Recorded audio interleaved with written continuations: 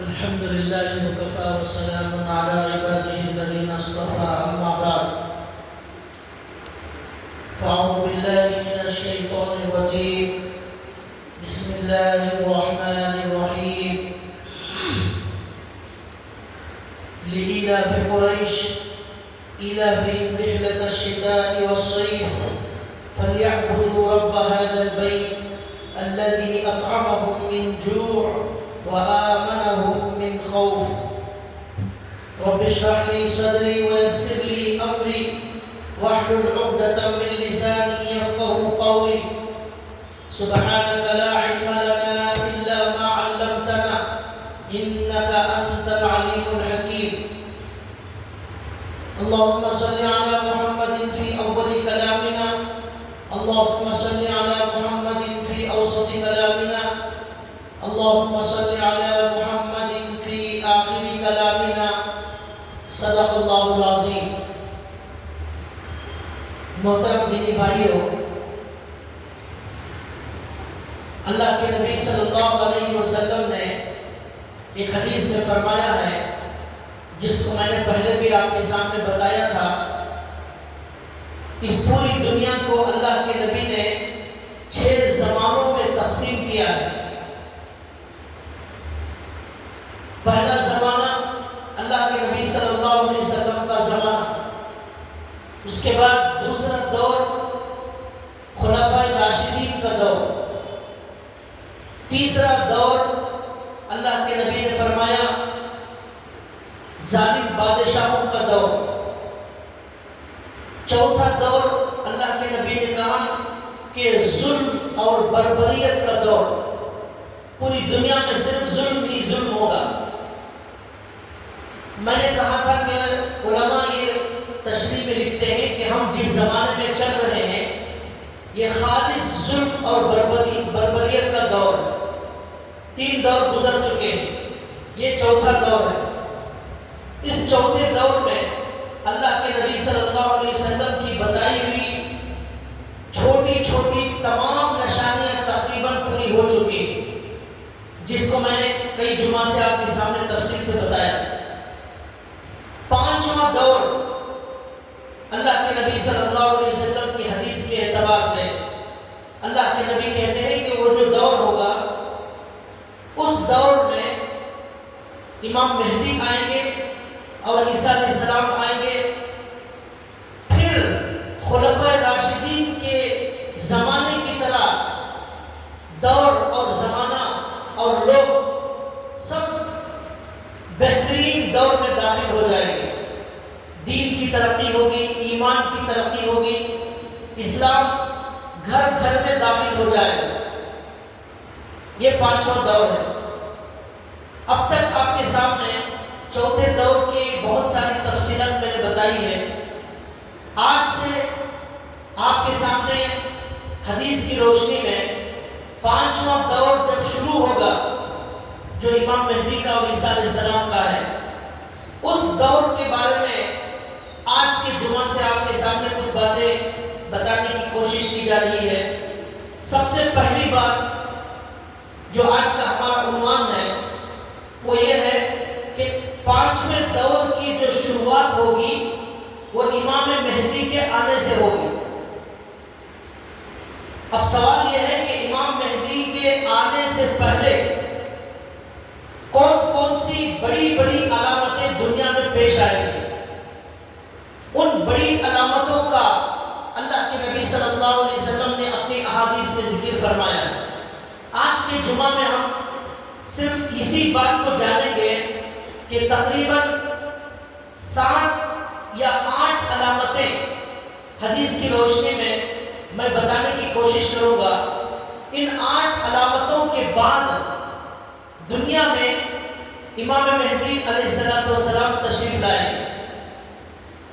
سب سے پہلی علامت اللہ کے نبی صلی اللہ علیہ وسلم نے فرمایا، یہ حدیث مسلم شریف کے اندر موجود ہے جس کا درجہ حدیث کی کتابوں میں بہت عظیم درجہ ہے، بخاری شریف کے بعد اس کا درجہ ہے. اس میں اللہ کے نبی صلی اللہ علیہ وسلم کی یہ حدیث ہے اور صحیح حدیث ہے.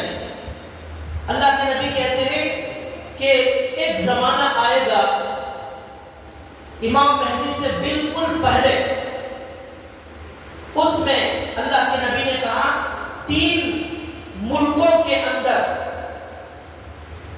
غلہ، راشن، دینار اور درہم کو آنے سے روک دیا جائے، اقتصادی معیشت کی ناکہ بندی ہو جائے، بھوک سے لوگ مرنے لگیں گے اور راشن اور غلے کی بڑی تنگی ہو جائے گی۔ یہ اللہ کے نبی کی حدیث کا خلاصہ ہے۔ اس میں اللہ کے نبی نے پہلا ملک جو بتایا ہے وہ عراق ہے۔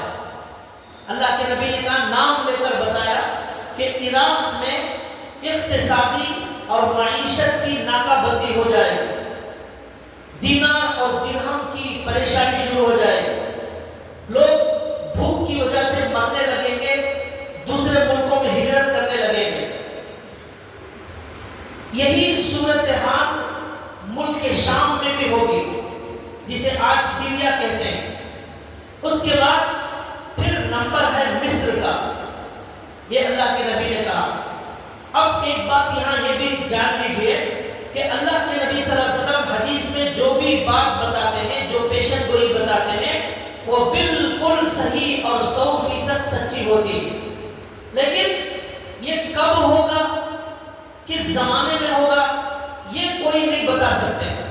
اس کا صرف اندازہ کر سکتے ہیں اس کی شرح کرنے والے جو محدثین علماء ہیں، وہ بتاتے ہیں کہ دیکھو اللہ کے نبی نے جو کہا تھا آج ایسا ہو رہا ہے، لیکن ضروری نہیں ہے، ہو سکتا ہے کہ اس سے پہلے ایسا ہو چکا ہو سکتا ہے کہ بعد میں ہونے والا ہو، تاریخ نہیں بتا سکتے، اندازہ ہے۔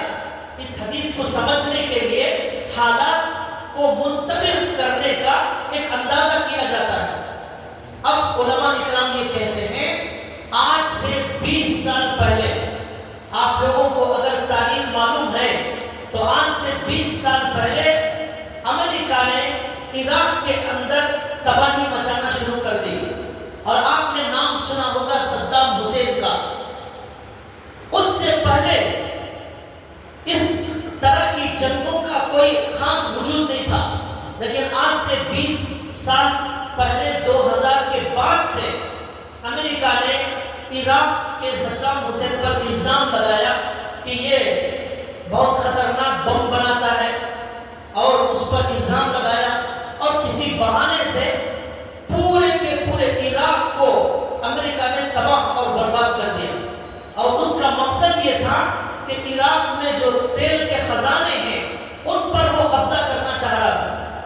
چنانچہ آج سے 20-25 سال پہلے یہ ہوا کہ امریکہ عراق میں گھستا ہے اور گھس کر پوری طرح اس کے اندر تباہی مچاتا ہے، لاکھوں لاکھ انسانوں کا قتل عام ہوتا ہے، بموں سے ان کو ہلاک کیا جاتا ہے، شہروں کے شہر جو بہت زیادہ آباد تھے، ہلچل تھی، وہ سب قبرستانوں کے اندر تبدیل ہو گئے، بہت بڑی تباہی آئی عراق کے اندر۔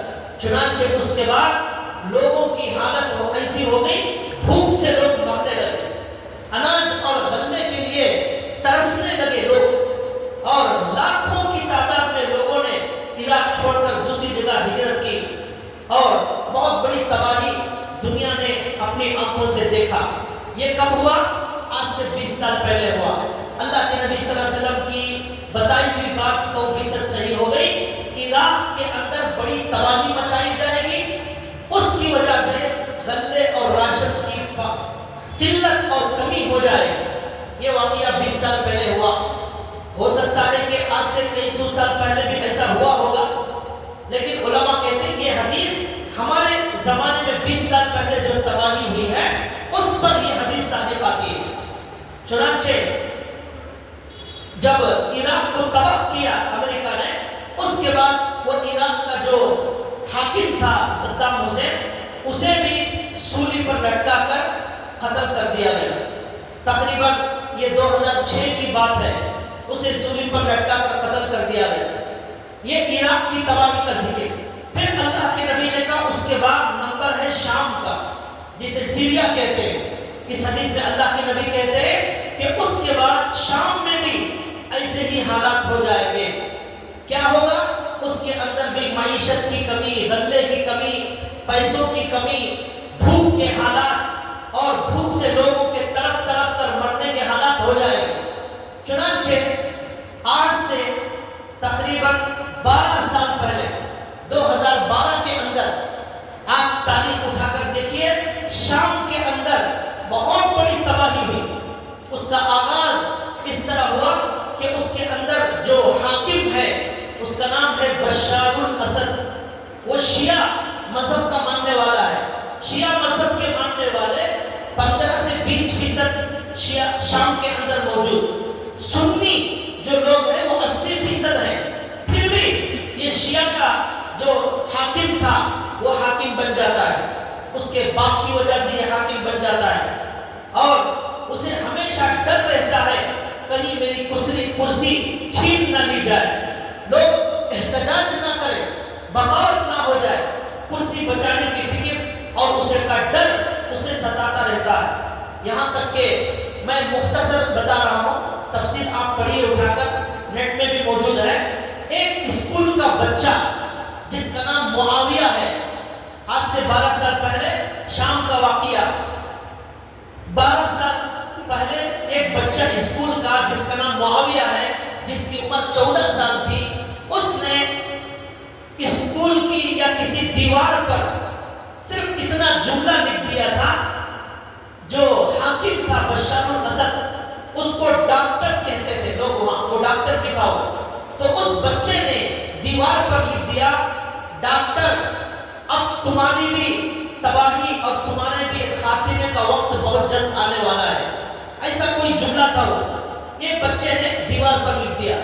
بس اس بچے کے اس جملے سے جو تباہی اور جو قیامت اور جو بربادی اور جو بموں کا، جو جنگوں کا سلسلہ آج سے 12 سال پہلے شام میں ہوا، وہ سلسلہ اس بچے کی ایک ریٹنگ سے شروع ہوا. 5-6 سال تک وہاں پر قتل عام جاری تھا. اس نے اپنے حکومت والوں کو، فوج کو یہ حکم دیا تھا کہیں بھی کوئی آدمی ہمارے حکومت کے خلاف آواز نہ اٹھائے. تو فوج کے لوگوں نے اس بچے کو، اس کے ساتھ میں اور 10-15 بچے تھے، ان کو قید کر لیا، گرفتار کر لیا، صرف اس ایک جملے کی وجہ سے. جب قید کر لیا، گرفتار کر لیا، وہاں کے جو لوگ تھے شام کے سنی، وہ سب احتجاج کرنے کے لیے کھڑے ہو گئے. زبردست احتجاج کیا، بچوں کو آزاد کرنے کے لیے احتجاج کیا. لیکن وہ لوگ، وہ حکومت بچوں کو چھوڑنے تیار نہیں تھی اور بچوں کے ناخن کھینچ لیے گئے اور بچوں کو کرنٹ دے کر ان کی حالت خراب کر دی گئی. ان بچوں پر بڑا ظلم کیا گیا. اس کی وجہ سے پورے کے پورے 80% لوگ شام کے اندر احتجاج کرنے کے لیے کھڑے ہو گئے. جب کھڑے ہو گئے تو فوج نے احتجاج کرنے والوں پر اپنی گولیاں چلائی، اپنے بموں کو پھینکا اور اپنے جو بھی ہتھیارات تھے ان کا استعمال کیا. ہزاروں لوگوں کو ختم کرنا شروع کر دیا. اس کے بعد جب بہت زیادہ احتجاج ہوا تو پھر ان بچوں کو جب آزاد کیا گیا جیل سے، وہ بچے ایسے کمزور ہو گئے تھے کہ ان کو دیکھا نہیں جا سکتا تھا. کرنٹ دے کر ان کو تباہ اور برباد کر دیا گیا تھا. یہ دیکھ کر اور زیادہ احتجاج شروع ہوا ملک کے شام کے اندر. جب یہ احتجاج بڑھتا گیا اور فوج اور عوام کے اندر لڑائی شروع ہو گئی.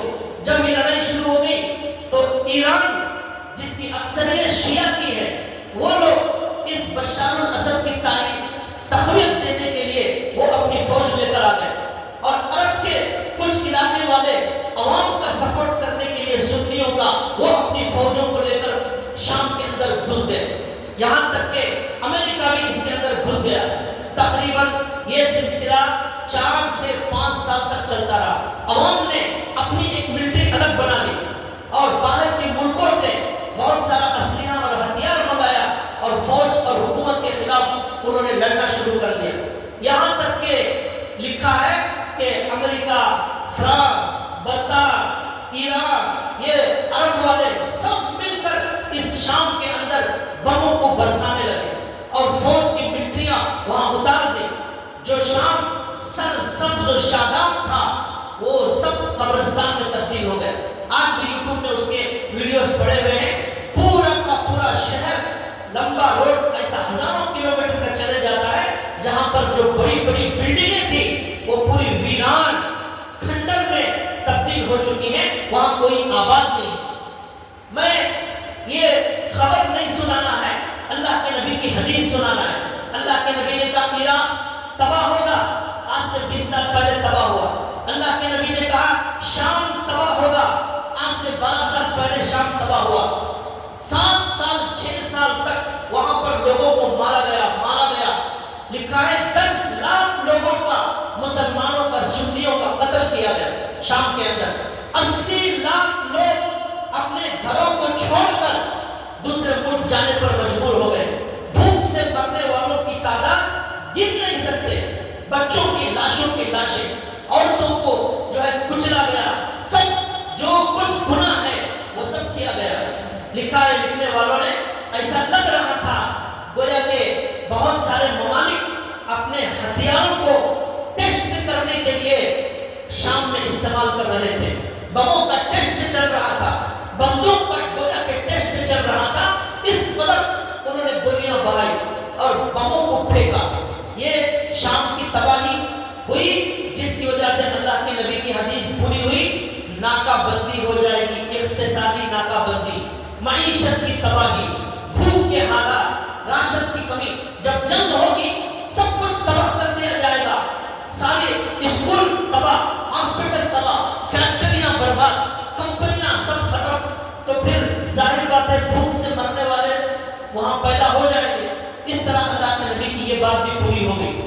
پھر اللہ کے نبی نے اس حدیث میں مصر کا ذکر کیا ہے. کون سا مصر؟ جو کسی زمانے میں فرعون وہاں حکومت کرتا تھا, جہاں موسیٰ علیہ السلام نے مصر کے اندر فرعون کا مقابلہ کیا. وہ مصر, اللہ کے نبی نے کہا اس مصر کی بھی جو ہے تباہی اور بربادی ہوگی, جس کی وجہ سے وہاں بھی ایسے حالات پیدا ہو جائیں گے. ایک ایک دینار اور روپیے کے لیے لوگ ترس جائیں گے. کھانے اور غلے کی وہاں پر تنگی ہو جائے گی. یہ اللہ کے نبی نے فرمایا. پھر صحابہ نے پوچھا یا رسول اللہ یہ کن لوگوں کی طرف سے ہوگا؟ اللہ کے نبی نے کہا اجمی اور رومیوں کی طرف سے.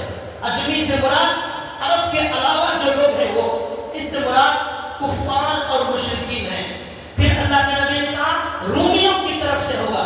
رومیوں سے مراد عیسائی لوگ ہیں, چاہے وہ امریکہ کے ہوں یا فرانس کے ہوں یا برطانیہ کے ہوں. یہ عیسائی اور مشرکین مل کر عراق, شام اور مصر کو تباہ کریں گے, یہاں تک کہ غلے اور اناج کی پریشانی ہو جائے گی.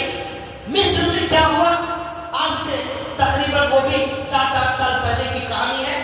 وہاں پہلے ایک حکومت تھی حسنی مبارک کی, کئی سال تک چلتی تھی. وہ اس کو ختم کر کے اسلامی حکومت نافذ کرنے کے لیے, قرآن کا قانون نافذ کرنے کے لیے ایک جماعت کھڑی ہوتی ہے مصر میں.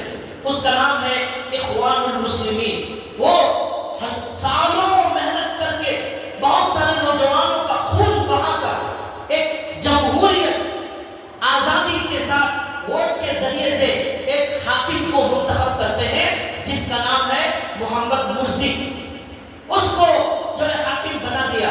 تقریباً 50% یا اس سے زیادہ ووٹوں سے جیت کر وہ آ گیا مصر کے اندر.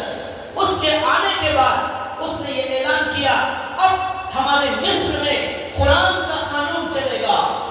قرآن کے قانون کے اعتبار سے ہمارے ملک میں فیصلے ہوں گے. ہم اسی لیے آئے ہیں یہاں اللہ کی شریعت زندہ ہوگی, اللہ کے نبی کی سنت پر عمل کیا جائے گا. اس طرح کے اس نے نعرے لگائے. یہ نعرے ظاہر بات ہے دشمنوں کو ہضم ہونے والے نہیں تھے. چنانچہ امریکہ کے تعاون سے وہاں پر دوسرے آدمی کو اس کے خلاف کھڑا کر دیا گیا. اس نے فوج کو خرید لیا. اس مرسی کے خلاف پورے کی پوری فوج نے بغاوت کر دی. تقریباً 1 سال تک وہ مصر میں حاکم تھا. اس کے بعد اس کا تختہ الٹ دیا گیا. وہاں بھی جب عوام اور ان کے درمیان جھڑپ ہوئی, ہزاروں ہزار لوگوں کا قتل ہوا, خون کی ندیاں بہا دی گئی. کئی سال تک یہ جو ہے مصر کے اندر چلتا رہا. یہ ابھی 6-7 سال 8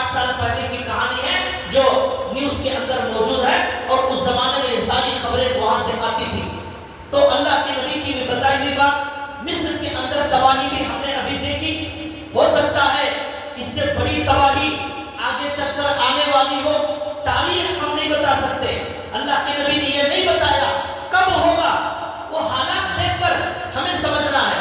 اللہ کے نبی نے جو بتایا اس کی ایک جھلک ان 3 ملکوں کے اندر ہوئی، جس کو ہم نے ابھی اپنی آنکھوں سے دیکھا۔ یہ ابھی 15 سال 20 سال کی پوری کہانی ہے، 3 ملکوں کی تباہی کا ذکر اللہ کے نبی نے کیا، یہ اللہ کے نبی کی حدیث ہے۔ اب اللہ کے نبی کہتے ہیں جب ان 3 ملکوں کو اس طرح جنگوں سے تباہ کر کے پھر وہاں پر غلے اور اناج کی کمی ہو جائے تو اس کے بعد امام مہدی کے آنے میں بالکل وقت نہیں لگے گا، امام مہدی کا ظہور فوراً ہوگا۔ اب ہم نے اپنی آنکھوں سے ان 3 ملکوں کی تباہی کا ذکر ابھی قریب میں دیکھا ہے، اس اعتبار سے بھی امام مہدی کے آنے کا وقت اب زیادہ دور نہیں ہے اس حدیث کی روشنی میں۔ یہ حدیث جیسا کہ میں نے بتایا مسلم شریف میں موجود، یہ پہلی علامت ہے جو اللہ کے نبی نے حدیث میں بتائی ہے، امام مہدی کے آنے سے پہلے یہ ہوگا، اور وہ ہو گیا۔ دوسری علامت اللہ کے نبی نے فرمایا، دوسری علامت امام مہدی کے آنے سے بالکل ذرا پہلے وہ یہ ہے کہ ایک دریا ہے جس کا نام ہے دریائے فرات، جسے دریائے فرات بھی کہتے ہیں یا نہر فرات بھی کہتے ہیں۔ یہ نہر اور یہ دریا تقریباً 3000 کلومیٹر پر لمبا چوڑا دریا ہے۔ یہ شروع ہوتا ہے ترکی میں، پھر وہاں سے نکل کر عراق میں جاتا ہے، پھر شام میں جاتا ہے، پھر ویسے ہی اور آگے بڑھ جاتا ہے۔ یہ دریا کا نام ہے دریائے فرات۔ اللہ کے نبی صلی اللہ علیہ وسلم جب ہمارے نبی معراج میں تشریف لے گئے، اللہ سے ملاقات کے لیے گئے، اللہ سے بات چیت کرنے کے لیے گئے، اس سفر میں یہ حدیث نسائی شریف کے اندر موجود ہے، اللہ کے نبی جب معراج میں گئے تو وہاں 7 آسمانوں کے اوپر ایک درخت ہے جس کا نام ہے سدرۃ المنتہا۔ سدرۃ المنتہا بہت بڑا عظیم الشان درخت ہے، اللہ کے قرآن میں بھی اللہ نے اس کا ذکر کیا، عند سدرۃ المنتہا، سورہ نجم میں اللہ نے اس درخت کا ذکر کیا۔ وہاں اللہ کے نبی صلی اللہ علیہ وسلم تشریف لے گئے تو اللہ کے نبی نے دیکھا اس درخت کے جڑ کے نیچے 4 نہریں بہہ رہی ہیں، 4 نہریں نکل رہی ہیں۔ اللہ کے نبی نے پوچھا اے جبریل یہ 4 نہریں کون سی ہیں؟ حضرت جبریل نے جواب دیا 2 نہریں پوشیدہ ہیں، چھپی ہوئی، 2 نہریں ظاہر ہیں، نظر آتی ہیں۔ اللہ کے نبی نے کہا چھپی ہوئی 2 نہریں کون سی، نظر آنے والی ظاہر میں کون سی 2 نہریں؟ حضرت جبریل نے کہا 2 نہریں جو چھپی ہوئی ہیں وہ ہے جنت کے اندر، اور 2 نہریں جو دنیا میں نظر آتی ہیں وہ ایک ہے فرات اور ایک ہے دریائے نیل۔ دریائے فرات اور دریائے نیل یہ 2 نہریں، ان کا جنت سے تعلق ہے، اور یہ بالکل صحیح حدیث ہے، نسائی شریف کے اندر موجود ہے۔ نسائی شریف کی حدیث کی بڑی اعلیٰ درجے کی کتاب ہے، اس کے اندر موجود ہے۔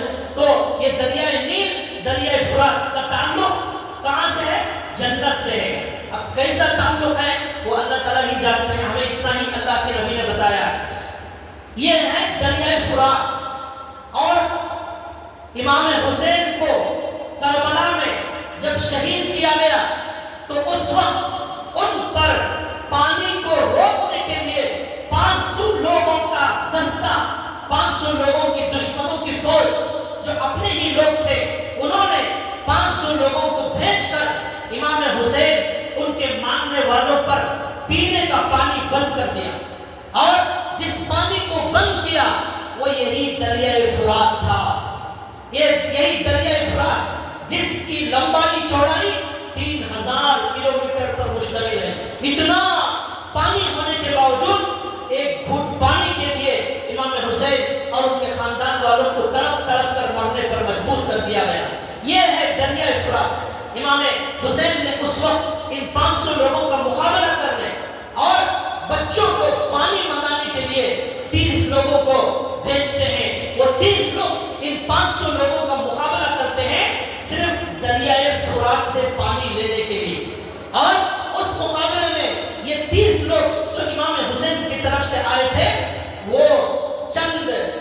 مشکیزے پانی لینے میں کامیاب ہو جاتے ہیں. جیسے جگ ہوتا نا، اتنا پانی آتا ہے مشکیزے میں، چند مشکیزے پانی لے کر جانے میں کامیاب ہو گئے. وہ بڑے لوگوں نے اپنے معصوم بچوں کو پلا کر ان کی پیاس کو بجھایا تھا. یہ دریائے فرات ہے جس کا ذکر حدیث میں بھی ہے، جس کا پانی امام حسین کے لیے روک دیا گیا. اب حدیث سنیے، اللہ کے نبی صلی اللہ علیہ وسلم فرماتے ہیں کہ اس دریائے فرات سے ایک سونے کا پہاڑ نکلنے والا ہے. اللہ کے نبی فرماتے ہیں ایک سونے کا پہاڑ نکلنے والا ہے. سونے کا پتھر نہیں، سونے کا پہاڑ، کئی کروڑ ٹن، پتہ نہیں کتنا وزن ہوگا، اتنا بڑا سونے کا ذخیرہ اس دریا کے اندر سے نکلنے والا ہے. اللہ کے نبی نے فرمایا جب یہ سونے کا پہاڑ نکلے گا تو وہاں مسلمان اس پہاڑ سے سونا لینے کے لیے آپس میں لڑنا اور مرنا شروع کریں گے. آپس میں ان کے جنگ ہوگی اور وہاں کے رہنے والے لوگ کہیں گے چلو چلو جلدی یہ سونا حاصل کرو ورنہ ہم نہیں لیں گے. دوسرے باہر کے لوگ آئیں گے، اس سونے پر قبضہ کریں گے. ان کے آنے سے پہلے ہمیں اس سونے کو لوٹ لینا ہے، قبضہ کرنا ہے. یہ لوگ وہاں جائیں گے. اس کے بعد اللہ کے نبی کی اور ایک حدیث ابن ماجہ کے اندر موجود ہے، اس حدیث کی وضاحت کرتی ہے. اللہ کے نبی نے فرمایا وہاں سونا لینے کے لیے اس علاقے کے لوگ آئیں گے اور اللہ کے نبی نے فرمایا ایک خلیفہ کے 3 بیٹے، ایک خلیفہ کے 3 بیٹے وہاں پر اس سونا لینے کے لیے آئیں گے. ان سب لوگوں میں زبردست جنگ ہوگی. ہر آدمی یہ سوچے گا سب مر جائیں گے، میں بچ جاؤں گا، میں ہی یہ سونا لے کر جاؤں گا. لالچ بری بلا ہے، یہ ہمارے بڑوں نے کہا لالچ بری بلا ہے. تو اللہ کے نبی کہتے ہیں ہر آدمی یہ سوچے گا میں حاصل کروں گا، سب کسی کو کچھ نہیں ملے گا. اللہ کے نبی کہتے ہیں یہ 3 شہزادے، 3 خلیفہ کے بیٹے، ان میں اور لوگوں میں جنگ ہوگی. اتنی بھیانک جنگ ہوگی، اتنی بھیانک جنگ ہوگی. اللہ کے نبی کہتے ہیں 90% لوگ اس جنگ میں مر جائیں. جو بھی سونا لینے آئیں گے 99% لوگ مر جائیں گے. 1% لوگ بچیں گے اس سونے کو لینے آنے والے، اور سونا کسی کو نہیں ملے گا، کسی کو نہیں ملے گا. اور اللہ کے نبی نے امت کو یہ پیغام دیا، ساری امت کو اللہ کے نبی نے پیغام دیا اے لوگو تم جب یہ سننا کہ سونا وہاں سے نکل چکا ہے تو تم ہرگز وہاں لینے مت جانا، تم وہاں لینے ہرگز مت جانا. یہ نبی کا پیغام ساری امت کے لیے. اللہ کے نبی نے کہا تم لالچ میں برباد ہو جاؤ گے، لالچ مت کرنا، اللہ سے اپنا رزق مانگنا. اللہ جو دے گا وہ ہمارے رزق کے لیے کافی ہے. ہم اللہ کے دیے ہوئے رزق میں خوش ہیں، ہمیں بہت زیادہ نہیں چاہیے. آج پورے کے پورے عرب کے اندر یہی ہو رہا ہے. لالچ اور دنیا کی محبت نے عرب کے سارے حکمرانوں کو برباد کر دیا. پیٹرول کی محبت، گیس کی محبت اور مال کی لالچ نے ان کو اندھا بنا دیا. دنیا کی محبت، موت سے نفرت نے ان کو بزدل بنا دیا، کہیں کا نہیں چھوڑا. ان کی عزت خاک میں مل گئی ہے اور ان کی بزدلی کا جو ہے رونا جتنا بھی رویا جائے کم ہے. مرنے کے بعد جنازے پر جس طرح ماتم کرتے ہیں اس طرح عربوں کی بزدلی پر، ان کی بے ایمانی پر، ان کے گناہوں پر آج ماتم کرنے کا دن ہے. خون کے آنسو ہونا چاہیے کہ یہ وہی عرب ہیں جن کے آبا و اجداد میں کبھی حضرت عمر فاروق پیدا ہوئے، کبھی حضرت ابو بکر صدیق پیدا ہوئے. ابو بکر صدیق نے اللہ کے نبی کے بعد یہ فرمایا تھا کہ اللہ کے نبی کے بعد کچھ لوگ مرتد ہو گئے، کچھ جھوٹے نبی پیدا ہو گئے. حضرت ابو بکر نے کہا کہ ان لوگوں سے میں جنگ کروں گا. زکات کا انکار کرنے والے پیدا ہو گئے. حضرت ابو بکر نے جنگ کا اعلان کر دیا تھا اور ابو بکر نے کہا اينقص الدين وانا حي، اينقص الدين وانا حي. دین کو نقصان پہنچایا جائے اور ابو بکر زندہ رہے، ایسا ہو نہیں سکتا. لیکن آج ہم دیکھ رہے ہیں، اپنی آنکھوں سے دیکھ رہے ہیں، فلسطین کے اندر کئی مہینوں سے اب تک 60-70 ہزار نوجوانوں کو،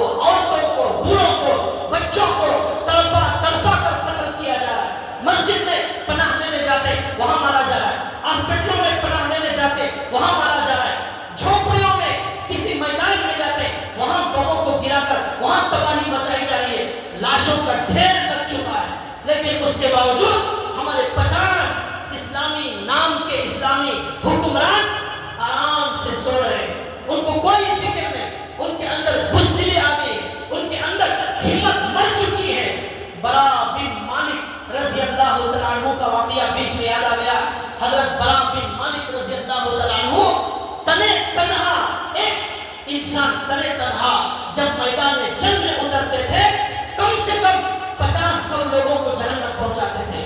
اور لکھا ہے ایک مرتبہ جھوٹا نبی پیدا ہوا جس کا نام مسیلمہ کذاب، اس نے ہمارے نبی کو خط لکھا تھا. کیا خط لکھا تھا؟ اے نبی میں بھی نبی ہوں، آپ بھی نبی ہیں، اس لیے آدھی حکومت آپ کی آدھی حکومت میری، اسٹیٹ تقسیم کر لیں گے. یہ خط لکھا جھوٹے نبی نے. ہمارے نبی کے زمانے میں ایسا جھوٹا نبی پیدا ہوا. اب ہمارے نبی نے اس کا جواب لکھا خط میں کہ تو جھوٹا نبی ہے، میں سچا نبی ہوں، اور جھوٹا کبھی کامیاب نہیں ہو سکتا. یہ ہمارا سچا دین دنیا کے کونے کونے میں چلا جائے گا. اللہ کے نبی کے ماننے والے گلی گلی اور علاقے علاقے میں موجود ہوں گے. تیرا ماننے والا دنیا میں کوئی نہیں ہوگا. تیرا نام و نشان اللہ مٹانے والے ہیں. اس کا مقابلہ کرنے اللہ کے نبی نے ایک صحابی کو وہاں پر بھیجا، برا بن مالک کے ساتھ خالد بن ولید کی وہاں پر جماعت تھی. تو اس موقع پر خط کے ذریعے تو اللہ کے نبی نے اس کو جواب دیا، لیکن خط لے جانے والے کو مسیلمہ کذاب کو، اس مسیلمہ کذاب نے اللہ کے نبی کے خط لے جانے والے کو ختم کر دیا. اس کے بعد اللہ کے نبی کے زمانے کے بعد حضرت ابو بکر عمر کے دور میں اس مسیلمہ کذاب سے بدلہ لیا گیا. وہ بدلہ لینے کے لیے مسیلمہ کذاب جھوٹی فوج جو تھی وہ 40,000 تھی. وہ خالد بن ولید اور برا بن مالک کو اس جھوٹے نبی کے مقابلے کے لیے جب بھیجا گیا تو برا بن مالک رضی اللہ تعالیٰ عنہ کی بہادری مجھے بتانا ہے. ان کا واقعہ لکھا ہے کہ انہوں نے اکیلے اس قدر دشمنوں پر حملہ کیا کہ 40,000 کی فوج ایک باغ میں چھپنے پر مجبور ہو گئی، ڈر کر بھاگ گئے. 40,000 لوگ ان صحابہ اکرام کا مقابلہ نہیں کر سکے، ایک باغ میں گھس گئے. وہ باغ کے دروازوں کو بند کر لیا جھوٹے نبی کے ماننے والی فوج نے. تو اب حضرت برا بن مالک نے کہا اے لوگوں، اب آپ کے سامنے واپس مدینہ جانے کا کوئی راستہ نہیں ہے. اب آگے یا تو جنت میں جانا ہے یا اللہ سے ملاقات کرنا ہے. اس زندگی کو، اس جھوٹے نبی کو ختم کرنے میں لگا دو، ورنہ کل قیامت کے دن اللہ کے نبی کو منہ نہیں دکھا سکیں گے. آج یہ جھوٹا نبی غالب آ گیا، اس کی وجہ سے ہزاروں لوگ جہنم میں چلے جائیں گے. اس لیے آج کسی حال میں اس کو جہنم میں پہنچانا ہے. یہ کہہ کر حضرت برا بن مالک کہتے ہیں اب پورے دشمن باغ کے اندر گھس گئے. برا بن مالک نے کہا دبلے پتلے تھے، مجھے ڈھال پر بٹھا دیا جائے، تلواروں کے نیزوں سے ڈھال کو اوپر اٹھا کر مجھے اکیلے کو باغ میں پھینک دیا جائے. جہاں 30-40 ہزار دشمن ہیں وہاں برا بن مالک نے کہا مجھے اٹھا کر پھینک دو، فٹ بال کی طرح پھینک دو اندر. 30,000 لوگوں کے لیے میں اکیلا کافی ہوں. یہ ان عرب بزدلوں کے باپ دادا تھے جو ایک اکیلے، ان کے خون میں ایسی جوانی تھی، ہزاروں لوگوں کے لیے اکیلے شہادت گلے لگانا، شہادت کو ان کی زندگی کا سب سے بڑا مقصد تھا. انتظار کرتے تھے شہادت کا، دعا کرتے تھے شہادت کے لیے. چنانچہ صحابہ نے ان کو اٹھا کر باغ میں پھینک دیا اندر. وہ اندر جب گئے انہوں نے اس قدر مقابلہ کیا، وہ ہزاروں لوگ ان کے سامنے آنے ڈر رہے، کانپ رہے. انہوں نے اس وقت تلوار سے اکیلے 20-25 لوگوں کو تقریباً ختم کیا، جہنم میں پہنچایا، اور اکیلے باغ کا دروازہ کھولتے ہیں. اتنے ہزار لوگ ان کو باغ کا دروازہ کھولنے سے روک نہیں سکے. دروازہ کھولتے ہیں، صحابہ اکرام اندر گھستے ہیں اور گھس کر 20,000 لوگوں کو قتل کرتے ہیں. یہاں تک کہ وہ جو جھوٹا نبی تھا اس کو بھی یہ صحابہ اکرام ختم کرتے ہیں. لکھا ہے حضرت حمزہ کو شہید کرنے والے حبشی غلام نے کہا تھا کہ میں میری زندگی میں سب سے عظیم انسان کو قتل کر کے بہت بڑا گناہ کیا ہے، ایسے ہی ایک بدترین انسان کو بھی قتل کر کے اس کا بدلہ پورا کروں گا.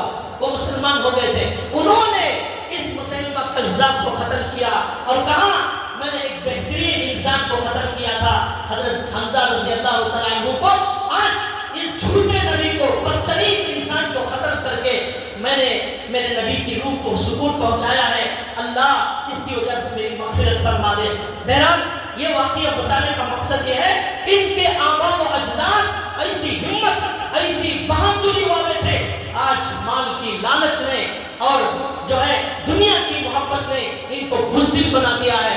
تو اللہ کے نبی نے کیا فرمایا؟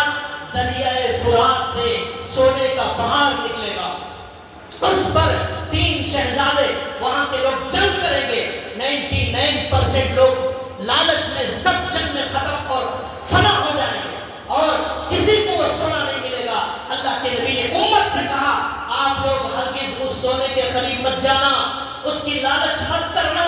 اللہ کے نبی نے کہا یہی نہیں, اس کے بعد وہاں جو سونا لینے والے گئے ہوں گے خود مار مار کر ختم ہو گئے ہوں گے. اب جو بچ گئے ہوں گے ان کو مارنے کے لیے دشمنوں کی اور ایک فوج آئے گی اور بچے کچے لوگوں کو بھی وہاں پر خاتمہ کر دیا جائے. یہ اللہ کے نبی صلی اللہ علیہ وسلم نے فرمایا یہ دوسری بڑی نشانی ہے, یہ دوسری بڑی نشانی. اس کے بعد جب سونا وہاں سے ظاہر ہو جائے دریائے فرات سے, تو آپ لوگ امام مہدی کا انتظار کرنا. یہ امام مہدی جب آئیں گے دنیا پوری ظلم سے بھر جائے گی, دنیا پوری کی پوری دنیا ظلم سے بھر جائے گی. ہر جگہ لاشیں کی لاشیں, ہر جگہ مرنے کی خبریں, ہر جگہ جنگوں کا ذکر ہوگا. وہ دور شروع ہو چکا ہے. ہر دن آپ مرنے کی لاشوں کی جنگوں کی خبریں سنیں گے. یہ اللہ کے نبی نے فرمایا پوری دنیا ظلم سے بھر جائے گی. تیسری علامت اللہ کے نبی نے بیان فرمائی امام مہدی کے آنے سے پہلے. تیسری علامت کیا ہوگی؟ اللہ کے نبی کہتے ہیں اے مسلمانوں, تمہاری اور عیسائی لوگوں کی آپس میں ایک میٹنگ ہوگی, اس میں صلح اور اتحاد ہوگا, تمہارا اور عیسائیوں کا اتفاق ہوگا. یہ دونوں مل کر اپنے دشمنوں سے مقابلہ کریں گے. لیکن اللہ کے نبی نے کہا کچھ ہی دنوں کے بعد ایک واقعہ پیش آئے گا. وہ واقعہ یہ ہوگا کہ عیسائی اور مسلمان مل کر کچھ دنوں تک دشمنوں کا مقابلہ کریں گے. ایک جگہ جنگ میں کامیابی ملنے کے بعد اللہ کے نبی کہتے ہیں کہ ایک عیسائی کھڑے ہو کر کہے گا ہم نے یہ جو جنگ کو جیتا ہے یہ صلیب کی وجہ سے جیتا ہے. صلیب مانے عیسائیوں کا جو نشان ہوتا ہے ارمان, وہ اس کی وجہ سے ہم نے جنگ جیتا ہے. مسلمانوں کا ایک نوجوان کھڑے ہوگا, ان کی وہ صلیب کو توڑ دے گا اور کہے گا یہ صلیب کی وجہ سے کامیابی نہیں ملی, اللہ نے ہمیں کامیابی دی ہے. یہ کہے گا اس کی وجہ سے جو عیسائی تمہارے ساتھ مل چکے ہوں گے وہ دوبارہ تمہارے سے الگ ہو جائے اور پھر ان میں اور تمہارے درمیان جنگوں کا سلسلہ شروع ہو جائے گا. یہاں تک کہ اللہ کے نبی نے فرمایا اب عیسائی مسلمان عرب لوگوں کو ختم کرنے کے لیے 80 جھنڈے لے کر آئیں گے. یہ عرب کی تباہی کا ذکر اللہ کے نبی نے آج سے 1450 سال پہلے فرما دیا. عراق تباہ ہوا, شام تباہ ہوا, مصر تباہ ہوا. اب اللہ کے نبی کہتے ہیں اب امام مہدی کے آنے سے پہلے کیا ہوگا؟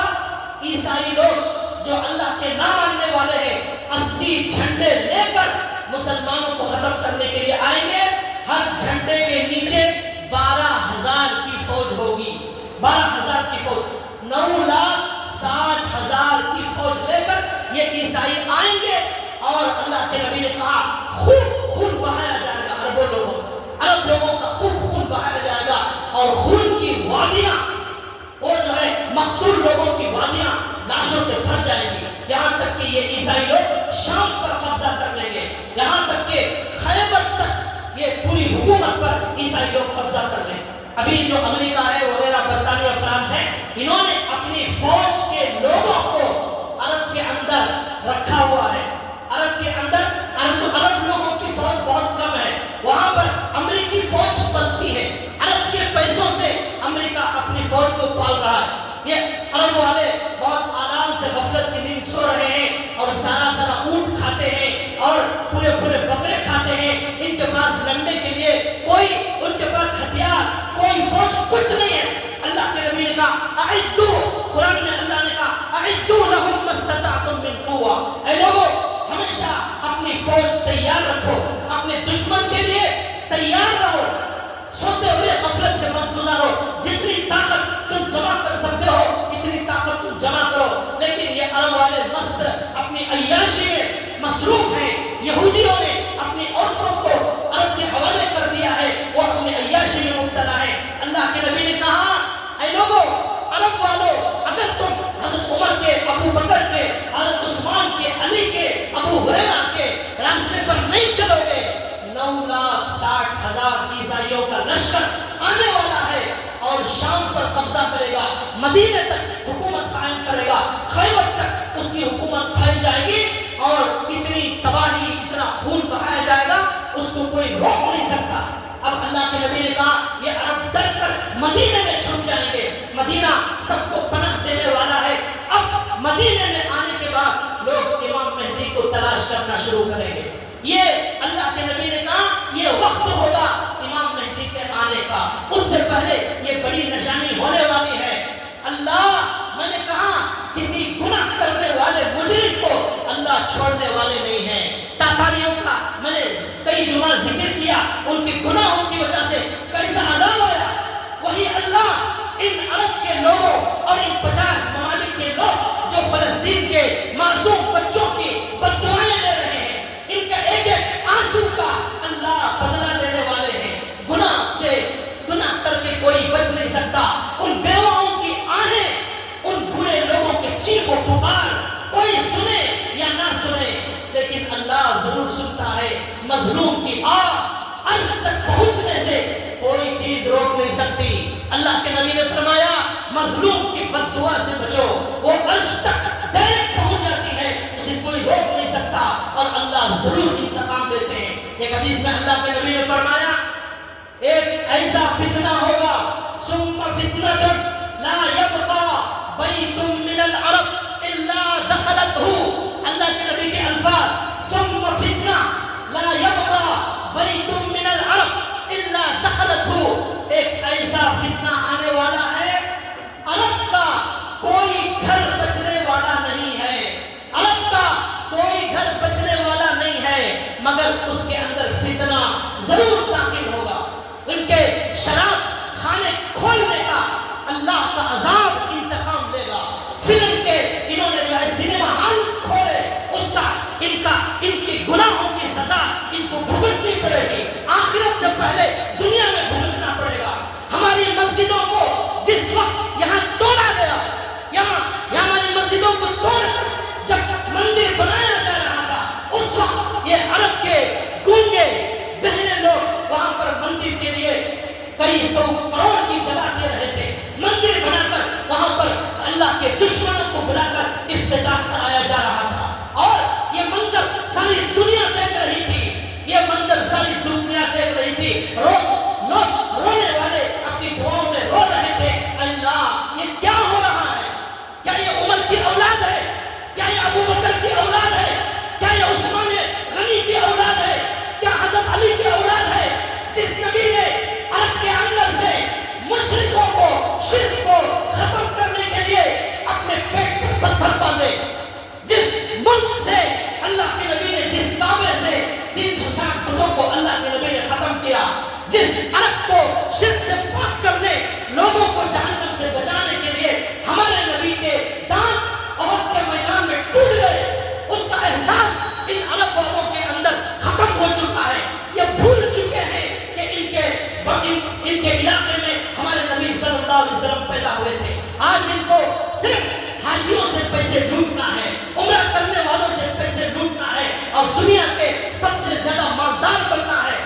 اسلام کے لیے جو لڑے گا، اللہ نے قرآن میں فرمایا ان تنصروا اللہ ینصرکم، تم اللہ کی مدد کرو گے اللہ تمہاری مدد کرے گا.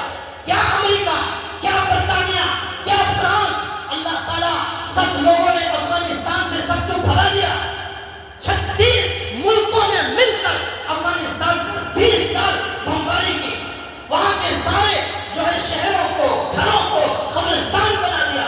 لیکن اللہ نے کہا وَأَنْتُمُ الْأَعْلَوْنَ إِن كُنتُم مُؤْمِنِينَ، تم ہی مسلمانوں، تم ہی غالب رہو گے.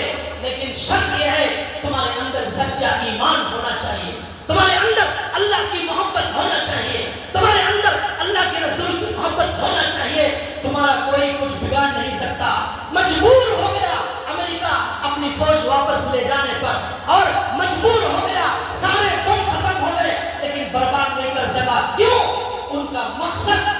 اسلام کو زندہ کرنا تھا. ان کا مقصد لالچ، پیسے جمانا اور جو ہے مالدار بننا نہیں تھا. جس ملک کا مقصد زیادہ مالدار بننا ہوگا اللہ اسے برباد کریں گے. ہمارے حضرت عمر رضی اللہ تعالیٰ عنہ نے کہا اسلام کی وجہ سے مسلمانوں کو عزت ملتی ہے. اسلام اگر مقصد نہیں ہے تو پھر عزت نہیں ملے گی. رسوائی، ذلت اور قتل و غارت گیری کا سامنا کرنا پڑے گا. ہمارے نبی کی حدیث کان کھول کر سنیے. اللہ کے نبی نے فرمایا ثم فتنۃ، ایک ایسا فتنہ آئے گا لا یبقى بیت من العرب، عرب کا کوئی گھر بچنے والا نہیں ہے الا دخلته فتنہ، مگر وہاں فتنہ داخل ہوگا. اب یہ جو خون ریزی کا سلسلہ چل رہا ہے، یہ فلسطین کے اندر جو تباہی مچائی جا رہی ہے، ابھی 2 دن پہلے اس کے سربراہ کو ایران میں بلا شہید کر دیا گیا. جیسے امام حسین کو عراق اور کوفہ والوں نے بلا کر دعوت دے کر امام حسین کو شہید کیا، اس طرح فلسطین کی سربراہ اسماعیل ہانیہ کو دعوت دے کر ایران کے اندر جو ایران کے جو صدر ہیں اس کے ہیڈ کوارٹر کے 150 میٹر کی دوری پر ان کو چیف گیسٹ کے طور پر رکھا گیا تھا. پھر بھی اسرائیل وہاں جا کر ختم کر دیتا ہے. بڑی تعجب کی بات ہے، اتنا بڑا ایرانی ملک ہے اور خاص مہمان کے طور پر بلایا گیا ہے فلسطین کے سربراہ کو اور رکھا گیا ہے فل سیکورٹی کے درمیان میں اور صدر کے مکان کے بالکل قریب 150 میٹر کی دوری پر. پھر بھی اسرائیل ان کو مار دیتا ہے. پورا ایران کچھ نہیں کر سکتا. اس کے پیچھے ایک راز ہے جو اللہ جاننے والے ہیں. میں اشارے میں بتا رہا ہوں. اللہ کے نبی کی ایک حدیث، اللہ کے نبی نے فرمایا دجال آنے والا ہے، اس کی فوج میں 70,000 یہودی مل جائیں گے. وہ 70,000 یہودی ایران کے اندر سے نکل کر جائیں گے. یہ 70,000 یہودی کہاں سے نکلیں گے؟ اسرائیل سے نہیں، ایران کے اندر سے. ایران کے اندر سے دشمن، منافق اور یہودی پیدا ہوں گے اور دجال کے ساتھ مل جائیں گے. اب سوال یہ ہے ایران کے اندر سے یہ یہودی کہاں سے نکل کر آ گئے؟ 70,000 کا مطلب 70,000 نہیں، کئی لاکھ یہودی دجال کے ساتھ ملنے والے ہیں. یہ اللہ کے نبی نے فرمایا ایسا ہونے والا ہے. اس لیے بھائیوں، قیامت آنے سے پہلے اپنے ایمانوں پر جم جاؤ، نفاق سے توبہ کرو، ایک پکے اور سچے مومن بن جاؤ، اللہ کے لیے جینا اور مرنا شروع کرو. ورنہ قیامت کا دن جب قائم ہوگا وہاں اللہ اعلان کریں گے وَامْتَازُوا الْيَوْمَ أَيُّهَا الْمُجْرِمُونَ، وَامْتَازُوا الْيَوْمَ أَيُّهَا الْمُجْرِمُونَ.